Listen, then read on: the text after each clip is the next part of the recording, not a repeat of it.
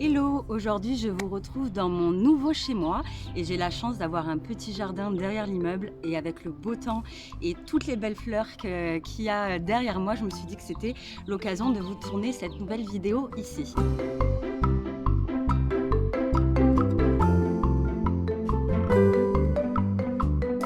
Aujourd'hui, on va parler du no-bras, tout simplement le fait de ne pas porter de soutien-gorge. Ça fait plusieurs années que je n'en porte quasiment plus.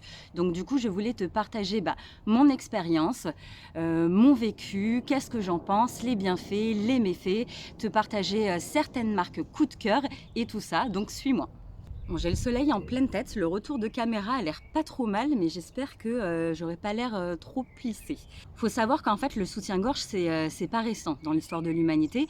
On en a retrouvé des preuves sur des fresques dans l'Antiquité. Donc ça s'appelait par exemple Stophyrium, apodesme, mamillar. Désolée pour la prononciation des mots. Et en fait, ce sont des bandages ou comme des ceintures, des choses comme ça, qui servaient à maintenir la poitrine des femmes ou quand elles étaient plus jeunes, j'aime bien, à, si la poitrine était trop imposante, à la compresser parce qu'évidemment, il ne fallait surtout pas assumer le fait d'avoir une poitrine un peu plus importante. Donc vraiment, c'est pas récent, contrairement moi à ce que je pensais. Je ne sais pas si toi, tu avais cette même idée, mais en tout cas, ça existe quasiment depuis toujours, le fait qu'on enferme le corps des femmes. Le soutien-gorge tel qu'on le connaît, en fait, il a commencé à se développer dans les années 1850 à peu près, tout simplement suite au corset qui était quand même très désagréable à porter. On avait du mal à respirer, de ce que j'en ai lu, j'ai pas testé. La digestion était difficile, donc du coup, il y a plusieurs personnes qui ont commencé à lancer des prototypes. C'est Herminie Cadol, le 27 juin 1889, qui va présenter à l'exposition universelle de Paris le premier soutien-gorge moderne, appelé sous le nom de bien-être. Et par la suite, en fait, le nom soutien-gorge va faire l'apparition dans le dictionnaire. Donc voilà un petit peu pour le point histoire. N'hésite pas à regarder sous la vidéo, je te mets tous les liens. Il y a des choses super intéressantes qui va retracer un petit peu l'histoire du soutien-gorge à travers les âges. Et je t'invite donc à regarder ces liens. Alors, pour la petite histoire, moi personnellement, je me rappelle plus exactement, mais j'ai commencé à avoir la poitrine qui s'est développée assez jeune, je dirais vers 11-12 ans. Et à ce moment-là, j'ai commencé à porter des soutiens-gorge. J'ai un appel. Donc je disais, j'ai commencé à porter mes premiers soutiens-gorge, je sais pas, ça commence à dater, vers 11-12 ans, c'était sans armature, il me semble que c'était des triangles en tissu. Par la suite, j'ai continué, je pense que j'ai pas plus réfléchi que ça, à mettre des soutiens-gorge avec armature au fur et à mesure, et c'est devenu naturel. Je portais en journée, j'enlevais toujours quand je dormais. Je vous dis ça parce que je sais que j'ai des copines qui dormaient avec. Je sais pas vous en fait, partagez-moi un petit peu votre histoire. Quand est-ce que vous avez commencé? Comment ça vous a été introduit dans votre vie? À quel moment vous les portiez et tout ça. Ce serait super intéressant d'avoir votre parcours personnel. Donc c'est à peu près en 2016 que j'ai commencé à voir des articles, des choses passées comme ça sur les réseaux sociaux, sur le fait des méfaits des soutiens-gorge avec armature. Je précise bien que c'est avec armature que j'ai entendu qu'il y avait le plus de problèmes. Tout simplement du fait que ça compressait les vaisseaux lymphatiques et tout ça, que ça pouvait participer au fait d'avoir un cancer du sein. Donc j'ai commencé à me dire pourquoi pas remplacer par des brassières sans armature. J'avoue qu'à ce moment-là, j'ai pas fait plus de recherches que ça. Je suis allée dans des boutiques random comme ça, me prendre des brassières en tissu tout simple. À ce moment-là, je bossais en restauration, en cuisine. Donc c'est vrai que du coup, pour le coup, c'était plutôt agréable. Ça m'arrivait aussi de ne pas mettre de brassière, mais de remplacer par des t-shirts en dessous à bretelles.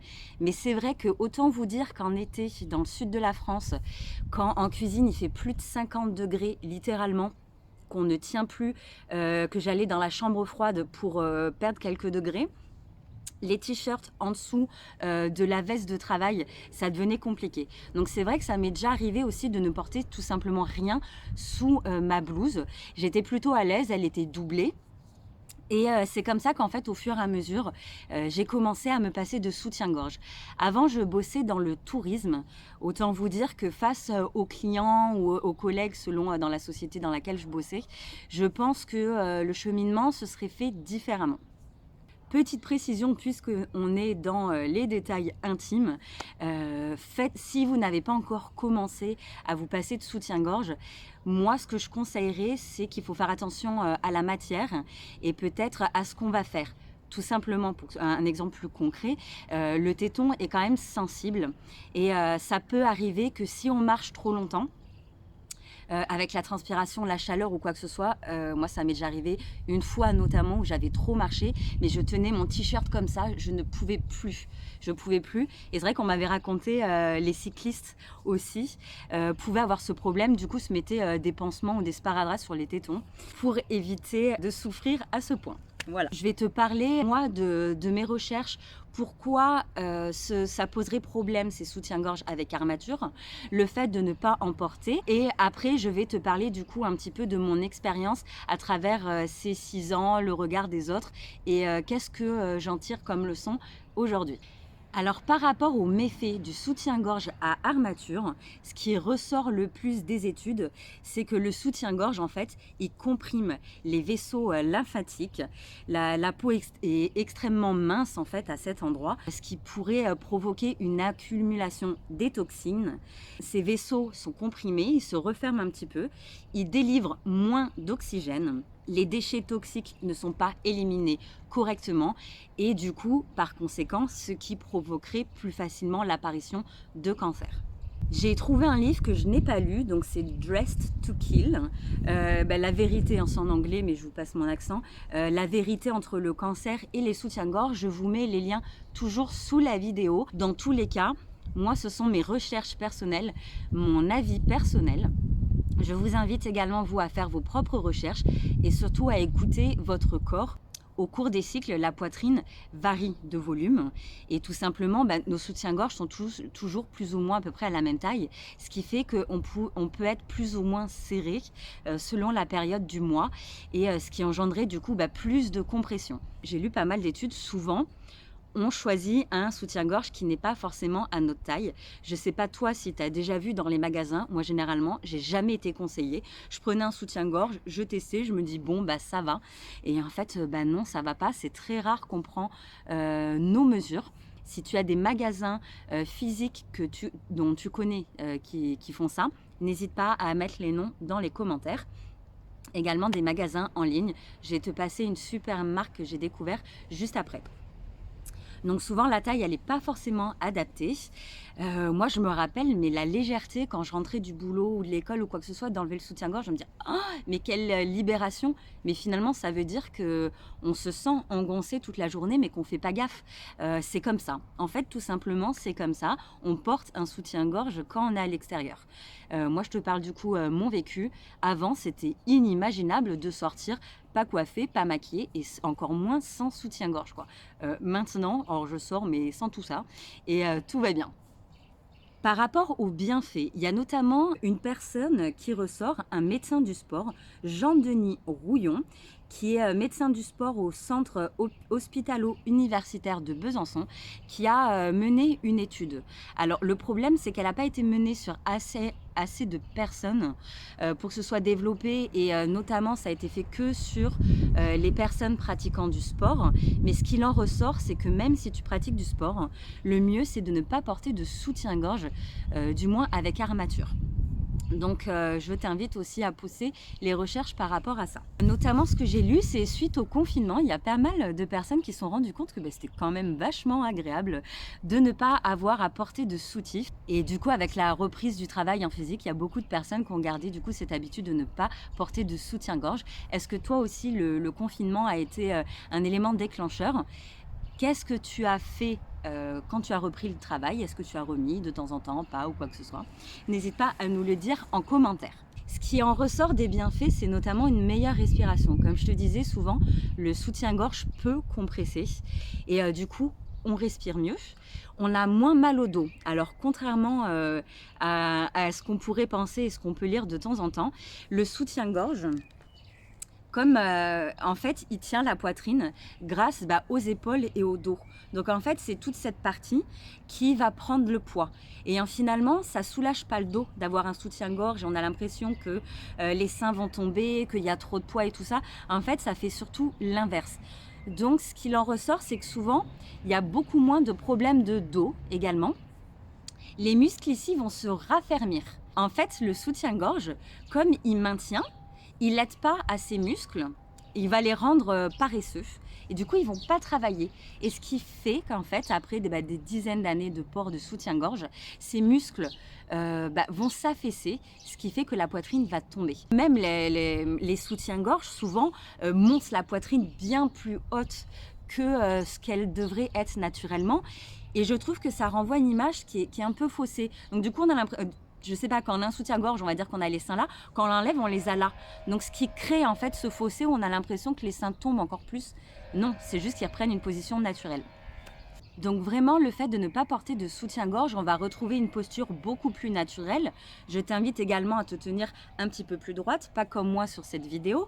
Et du coup, tu vas retrouver un maintien plus naturel, ça va travailler ta posture, tu vas travailler tous tes muscles et automatiquement ta poitrine va quand même se raffermir. En soi, c'est pas vraiment la poitrine, hein, ce sont les muscles qui la maintiennent. Ce que j'utilise maintenant, donc depuis à peu près 6 ans, j'ai toujours mes petites brassières qui sont là depuis les premiers temps où je les ai achetées. J'ai également investi dans des petits triangles, style façon maillot de bain, parce que j'ai des petits t-shirts un petit peu transparents. Je me sens pas encore super à l'aise de sortir sans soutien-gorge dans ces moments-là. Selon la matière des vêtements, je n'assume encore pas du tout de sortir sans soutien-gorge. Là par exemple, j'en ai pas, mais c'est une robe qui maintient et avec des motifs, ce qui fait que on voit pas forcément que je n'ai pas de soutien-gorge, mais je ne suis pas encore totalement à l'aise avec mon corps pour sortir totalement libérée, mais je pense qu'un jour ça se fera, puisque de 1 ça se démocratise de plus en plus et que de 2 plus tu vieillis, plus tu t'en fous, je crois, du regard des autres. Et c'est très bien comme ça. J'ai découvert en début d'année une marque qui s'appelle Lolo Paris.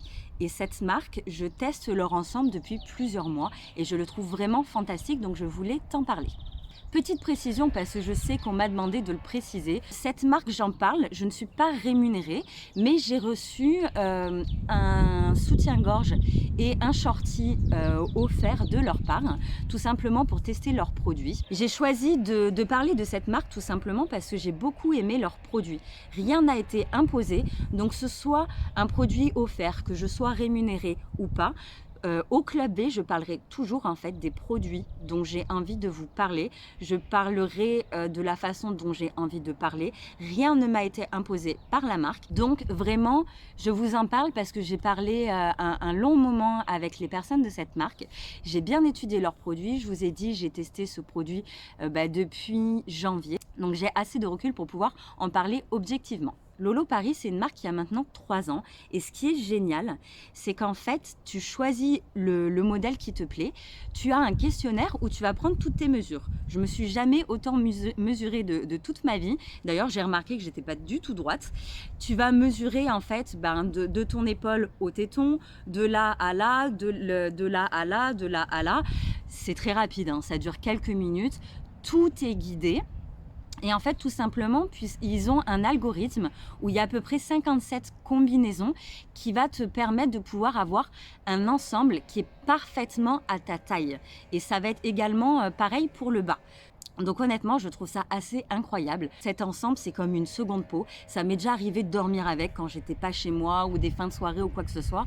Honnêtement, je me réveille le lendemain, je me sens pas du tout serrée. Même en fin de journée ou quoi que ce soit, je n'ai pas de marque sur la peau. C'est vraiment un bonheur de le porter. C'est comme une seconde peau. En équivalent, à peu près, c'est comme si les sous-vêtements allaient du 80A au 120 FG. Voilà, pour te donner une une fourchette. Bien que les produits soient à ta taille, on le reçoit quand même assez rapidement. En 72 heures, c'est fait. Et si ça ne convient pas, l'échange est gratuit. Donc je trouve ça vraiment fantastique. Ce que j'ai bien aimé, c'est aussi la transparence de la marque, qui précise bien qu'il y a des fournisseurs français, italiens et espagnols. L'atelier de couture est géré par 6 femmes. C'est une coopérative basée en Pologne. Les pièces sont évidemment sans produits toxiques et 100% des matières sont certifiées Ecotech Standard 100 et le fond de la culotte est en coton bio. Quand c'est en contact direct avec les muqueuses, c'est vraiment très important de choisir un tissu de qualité. Et ce que j'aime bien aussi, c'est que la fabrication est raisonnée. Puisqu'on prend les mesures, ce sont des précommandes et c'est vraiment fait au fur et à mesure des commandes. Comme ça, il n'y a pas de surplus et il n'y a pas de gaspillage. Et de nos jours, c'est vraiment un point où il faut faire vraiment très attention. Alors sur le site, vous allez pouvoir trouver différents ensembles. Il y a des soutiens-gorge sans armature, il y a également des soutiens-gorge avec armature si tu préfères. Il y a des culottes taille haute, il y a des shorties également, il y a différentes couleurs. Moi j'ai pris le noir comme ça, ça va avec tout, mais j'aime beaucoup l'ensemble bleu et il y a un ensemble rouge aussi, je trouve ça magnifique.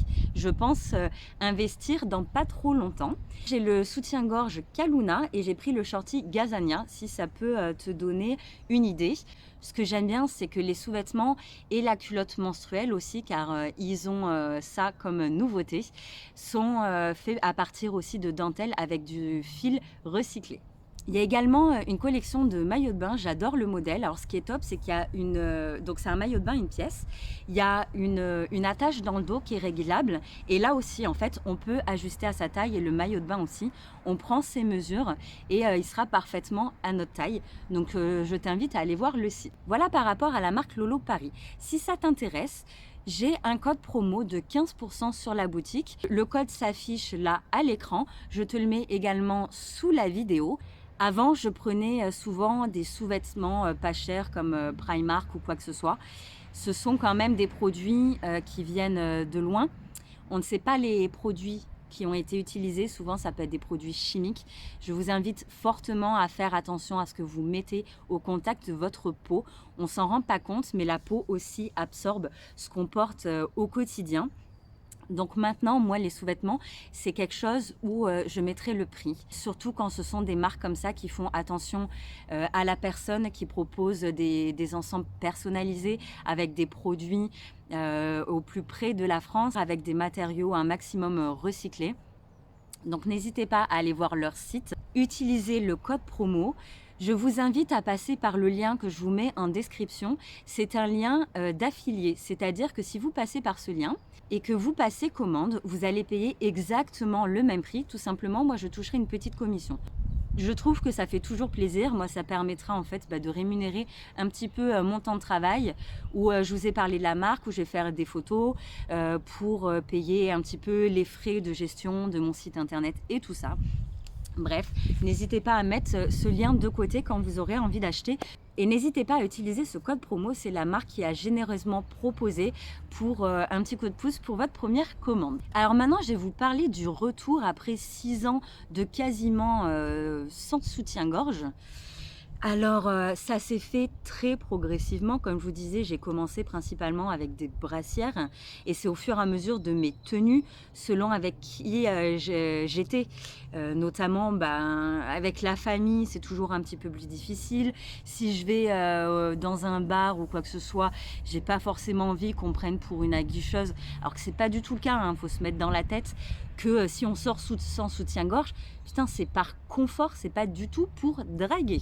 Notamment quand j'ai fait mes recherches là, j'ai vu des témoignages de personnes qui disaient mais moi j'ai commencé à remettre des soutiens-gorge avec tel collègue ou avec telle personne parce que il pensait que c'était, il ou elle pensait que c'était une ouverture ou quoi que ce soit. Je trouve ça complètement dingue. Il y a d'autres personnes qui disaient mais non, justement moi je continue à pas en mettre parce que sinon c'est leur donner raison. Donc vraiment écoutez-vous en fait, tout simplement, ne forcez pas. Et c'est quelque chose qui viendra sûrement au fur et à mesure, comme moi j'ai appris à me mettre de plus en plus en confiance. Ce que j'ai remarqué finalement, c'est pas tellement le fait de ne pas porter de soutien-gorge qui me posait problème, c'est le fait de voir les tétons. Alors ça m'a fait penser notamment aux réseaux sociaux qui vont bannir une photo ou une vidéo où on va voir les tétons d'une poitrine développée. Alors ça va pas. Alors que si on a un torse plat et qu'on voit les tétons, ça passe. Donc finalement, je me suis rendu compte que moi aussi, j'avais ce problème, le fait de... C'est pas tellement ma poitrine, c'est le téton. Je ne me vois pas du tout rentrer dans le truc d'acheter des cache-tétons. Enfin, je veux dire, là, ce serait... alors ça, mon corps, je peux le montrer. Ça, j'ai pas le droit. Ça, j'ai le droit. Ça, j'ai pas le droit. Je j'ai pas envie du tout de valoriser ce système de pensée. Finalement, porter une brassière ou un t-shirt, c'est quand même rentrer dans le truc, mais pour moi, ce serait rentrer dans un mouvement qui ne me conviendrait pas du tout. Et notamment, je voulais rebondir sur une story qu'avait faite Chloé Bloom. C'est une personne que je suis depuis des années, que je t'invite à suivre sur les réseaux sociaux. J'adore son évolution et son chemin personnel. Elle ne porte pas de soutien-gorge à Bali et au Mexique, où elle voyage entre ces deux pays. L'hiver dernier, elle passait en France. Elle était dans la région lyonnaise, il me semble, et elle disait, mais j'avais même pas fait en fait le bout de la rue, que je me suis fait siffler plusieurs fois, et tout ça, nanana, c'est fou. C'est fou en fait comment les mentalités d'un endroit à un autre peuvent changer. Il faut savoir quand même que la poitrine, à la base, a une fonctionnalité de nourrir un enfant. Et c'est à travers les années, alors je ne sais pas quand ça date, hein, je ne suis pas historienne ou quoi que ce soit. Si vous avez plus d'informations, n'hésitez pas à le mettre dans les commentaires. Mais on a sexualisé cette partie de la femme. Quand je vois les débats qu'il y a par rapport à l'allaitement en public, je trouve ça complètement dingue. Il va falloir se détendre, les gars. C'est naturel. Et si ça te dérange, bah, tu tournes le regard, hein, tu changes de pièce. Je veux dire, on n'a pas en fait à dire aux gens cache-moi ça. Si tu as un problème avec ça, pars. Hein. Enfin, je veux dire, voilà. Qu'après, au niveau physique, si moi j'ai ressenti le fait qu'il y ait un affaissement, que ce soit raffermi ou quoi que ce soit, honnêtement, c'est très dur à dire. Au tout début, je regardais mais tous les jours ma poitrine. Est-ce que ça s'est affaissé? Est-ce que ça va? Est-ce que machin? Nanana. Je sais pas combien de temps ça a duré, mais ça a duré vraiment plusieurs années. Ça m'arrive encore de temps en temps, mais je me suis vachement détendue là-dessus. C'est compliqué de vous dire, tout simplement parce que y a entre l'âge, je pense, l'activité physique sportive qu'on fait, l'alimentation, l'hygiène de vie et tout ça. Je vois qu'ils sont plus aussi hauts qu'avant. Il faut savoir que j'ai énormément grossi aussi. J'ai pris plus de 10 kilos, je pense, depuis que j'ai arrêté de porter des soutiens-gorge, notamment ces derniers mois. Hein. Enfin, j'ai fait beaucoup le yo-yo. Et là, en un an, j'ai pris déjà 10 kilos. Donc, je les perds, je les reprends, nanana. Je ne saurais pas vous dire ma taille de poitrine. Alors, généralement, ce n'est pas le genre de truc que je parle. Je ne suis pas hyper à l'aise. Des détails aussi intimes. Mais si ça peut vous donner une idée, aux dernières nouvelles, je faisais genre 90-95 D, quelque chose comme ça. Le fait que j'ai grossi, bon, l'avantage c'est que je prends tout est je prends un petit peu de partout, donc ça doit être voire un peu plus. Donc c'est vrai qu'il y a quand même toujours le poids de la poitrine qui joue. Pour vous donner un exemple, avec son consentement, j'ai appelé ma tante tout à l'heure qui fait du no-bras également. Donc pour vous donner ces critères, ma tante a 42 ans, oui mes grands-parents l'ont eu assez tard, ce qui fait que c'est comme ma meilleure pote et on se parle de tout, c'est génial. Ma tante a eu donc 2 enfants, a allaité les 2. Elle a une poitrine plus menue, elle fait un 85B et elle me disait qu'elle a vu, mais complètement, que sa poitrine s'est raffermie, s'est remontée et retrouve la poitrine qu'elle avait avant d'avoir eu ses 2 enfants et avant l'allaitement. Donc voilà, si ça peut vous donner un exemple. Ce qui serait super, ce serait d'avoir vos retours, comme je vous disais, vos expériences en commentaire. Si vous voulez donner des petits détails ou quoi que ce soit, ou pas, hein, vous n'êtes pas obligé. J'ai suivi pas mal de groupes Facebook où il y a des personnes aussi qui disaient qu'il y avait une poitrine assez forte, comme on dirait, bien plus imposante que moi, qui avait testé sans soutien-gorge et qui disait mais moi je n'ai plus mal au dos, ma poitrine aussi, contrairement à ce qu'on pourrait penser, s'est raffermie. J'imagine voilà, que ça dépend de chacun. Donc c'est pour ça que je vous dis d'avoir vos témoignages. Ce serait super, que ce soit positif ou négatif. Ça permettrait en fait à d'autres personnes qui se posent des questions de savoir un petit peu comment se situer. Dans tous les cas, comme je vous disais, il n'y a rien de mieux que notre propre expérience personnelle. Au pire, on ne va pas mourir. J'ai trouvé 2 articles qui disaient, tout l'inverse. Le fait de ne pas porter de soutien-gorge, ça donnait, mal au dos, les seins tombés et tout ça. Je vous mets les sources sous la vidéo. C'est très drôle parce qu'un article vient d'une clinique où ils font des liftings de poitrine. L'autre témoignage vient d'une personne qui travaille dans le domaine de la lingerie. Alors, ce n'est que mon avis personnel, mais moi, des personnes en fait qui travaillent dans ces domaines, qui vendent de la lingerie par exemple, ne vont pas dire «Ah mais c'est génial, arrêtez de porter de la lingerie». Donc voilà, sinon, je n'ai trouvé que des bienfaits positifs. Honnêtement, je ne suis pas médecin, je n'ai pas fait d'études ou quoi que ce soit. Je dirais qu'il n'y a rien de plus logique que de laisser respirer son corps. On est déjà engoncé toute la journée dans nos vêtements et tout ça. Si en plus, en dessous de nos vêtements, on doit rajouter des choses pour nous maintenir, euh, est-ce que ça fait pas un petit peu trop? Voilà, est-ce qu'on serait pas mieux déjà sans cette couche, tout ça? Voilà, dis-moi toi ce que t'en penses. Parce que oui, d'ailleurs, ce qui me fait rire, c'est que quand j'étais au lycée, ou même il y a quelques années encore, on va dire il y a 10 ans, quand je cherchais des soutiens-gorge, la plupart étaient rembourrés. On va dire que les poitrines un peu plus petites, hein, comme on dirait enfin, dans comment voit la société, la taille des poitrines, ces push-up, c'est rembourré, il faut montrer, il faut que ça t'arrive là et que ce soit bien comme ça. Même quand moi, je ne voulais pas de soutien-gorge rembourré, en fait, j'ai jamais voulu avoir plus de poitrine et je ne trouvais pas de soutien-gorge non rembourré et des poitrines un peu plus imposantes. On nous oblige à les cacher, on peut pas les montrer. Ah, t'imagines avec la poitrine qu'elle a. Enfin, moi, je vous parle des gens que j'ai déjà entendus autour de moi. Ça, faut pas montrer. En fait, cette taille, ça va pas, il faut montrer plus, ça, faut montrer moins, nanana. Putain, merde. J'ai envie de dire, quand est-ce qu'on foutra la paix j'allais dire sur le corps des femmes et sur le corps des hommes, moi je parle du coup pour moi, mais ces injonctions qu'on a sur le corps en permanence, au bout d'un moment, moi je trouve ça insupportable. Et il n'y a rien de mieux que finalement d'apprendre déjà à aimer son corps. Je vous cacherai pas à quel point c'est difficile et je le sais et que c'est un travail, enfin c'est une acceptation qu'on fait au fur et à mesure de sa vie. Apprenez à aimer votre corps, à vous regarder dans la glace différemment, à apprécier ce que la nature vous a donné. Je me parle à moi-même. Je vais écouter cette vidéo et comme ça, je l'écouterai pour moi aussi.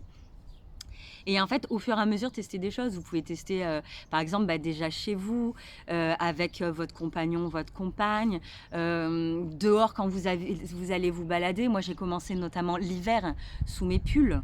Déjà, je me sentais comme à poil, en fait, quand je sortais sans soutien-gorge, alors que j'avais un pull. Des choses comme ça, voilà.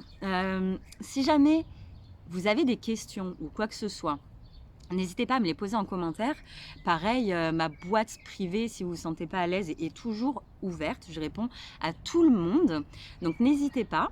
Ce dont je parlais avec ma tante ce matin avant de tourner cette vidéo, que nous aussi on a quelque chose à déconstruire, parce que moi la première, si je vois une personne sans soutif, les tétons qui pointent ou quoi que ce soit, je vais me dire oh dis donc elle a pas de soutif, même sans juger ou quoi que ce soit, je vais me faire la réflexion, parce que c'est pas encore si commun. Donc peut-être à nous aussi de changer le regard sur les autres, sur nous-mêmes, de participer à ce changement. Comme disait ma tante, on est persuadé, et moi aussi, que dans quelques années, les choses évoluent quand même. Il y a du changement, même si on est quand même en 2022 et que ce soit complètement fou, qu'on en soit encore là. Dites-vous, voyez le côté positif. On en parle de plus en plus. Moi, il y a quelques années, je me serais jamais cru capable de pouvoir parler d'un détail pour moi qui est intime dans une vidéo comme ça sur les réseaux sociaux face à tout le monde. Donc je trouve qu'il y a vraiment une grosse évolution. Je ne sais pas qu'est-ce que tu en penses. Dis-le moi. Partage-moi ton ressenti. J'espère que cette vidéo t'a plu. Moi, je trouve ça super important aussi, au-delà de l'alimentation, de parler un petit peu du bien-être, de se sentir bien au quotidien. Donc, je t'invite à mettre un petit pouce vers le haut ou vers le bas si tu n'as pas aimé, me dire en commentaire, encore une fois, ce que tu en penses. Et n'hésite pas à t'abonner à ma chaîne et activer la petite cloche pour être prévenu quand il y aura une prochaine vidéo. C'est également un soutien gratuit de ta part pour soutenir mon travail. Plus on est nombreux, plus ça plaît à l'algorithme et en même temps, ça mettra plus en avant mes vidéos. Ces vidéos qui permettent de promouvoir l'alimentation végétale, le fait d'être bien dans sa peau, dans sa vie, par rapport aux autres et tout ça. Je te remercie pour tout ça. Je te dis à bientôt. Ciao!